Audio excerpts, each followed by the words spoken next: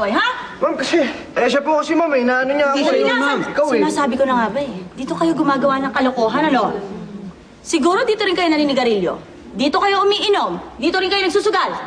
Ma'am, di namin ginagawa yan dito sa likod ng school. Saan, Aber? Doon po, sa likod ng simbahan.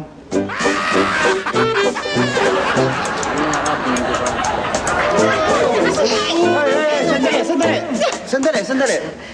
Bakit kayo nag-aaway, ha? Sir yan, sasabihin ako, bakla raw ako, lumalaban daw ako sa babae, gagak!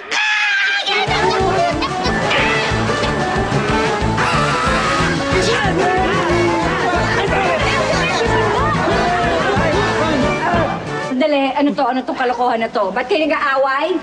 Siya po yung nauna eh. Tinulak niya ako. Ha? Bakit ba siya tinutulak? Makalimutan mo na ba? Teacher mo siya!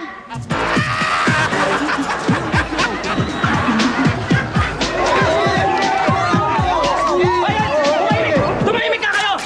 Di ba sinabi ko ayoko nag-aaway dito, ha? Ha? Ayoko nagsasalita kayo, ha? Ikaw, lalo ka na! Ha? Ayoko na may mga nasasaktan dito, ha? Ha? Naaalala mo yan, ha? Sinabi ko, pag yung mga magulang niyo pumunta dito, sino kakagalitan? Di ba kami mga prinsipal? Ha? Ha? Kaya kayo, magbati na kayo! Dali! Balik! Okay!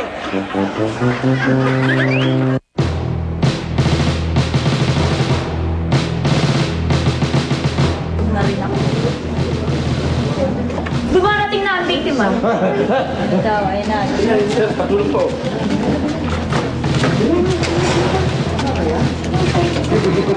Dumarating na rin ang nasasakdal.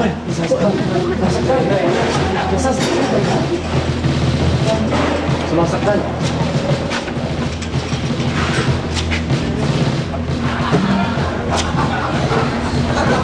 Nandito na po ang judge. Judge.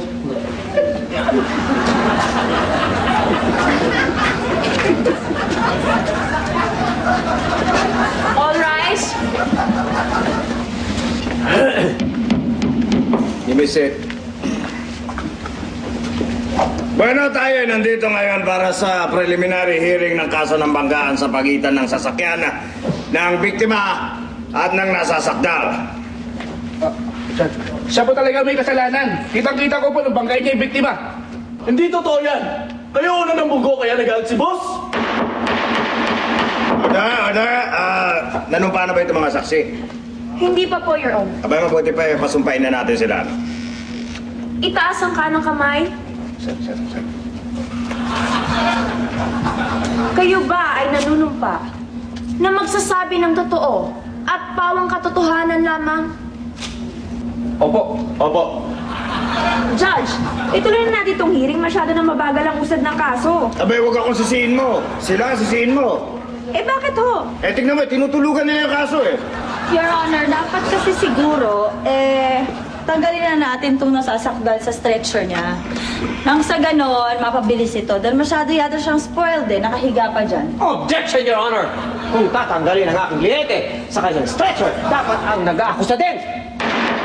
Sandali. Kaya tayo merong kasamang doktor dito para malaman natin ang totoo kung magaling na sila. Doktor. Yung isa, magaling na. Yung isa naman, magaling umarte. Objection, Your Honor! Ito ay korte, hindi ospital! Dapat ang nasusunod dito ay mga abogado, hindi mga doktor! Gusto ko lamang pabigyan din na nagbigay na ng diagnosis ang doktor natin. Objection, Your Honor!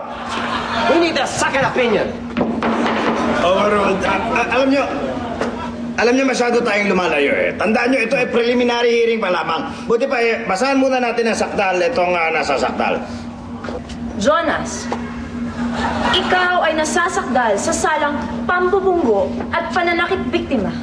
How do you plead? Not guilty, Your Honor. He is lying. I will not take this sitting down. Hindi ako papayag na lalabas dito sa ospital, ha? Sige, kitang-kita niyo naman nung nakaposas ako.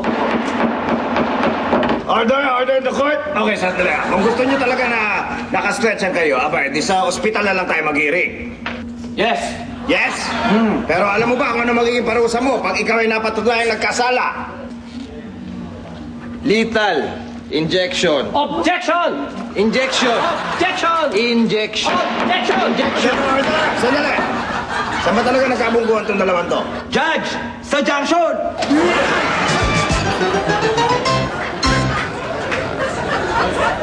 Kailangan makita natin kung nasaan yung smoke signal para masundan natin kung nasa si Jokman. Ganito, kapag may nakita kayo usok, sundan natin.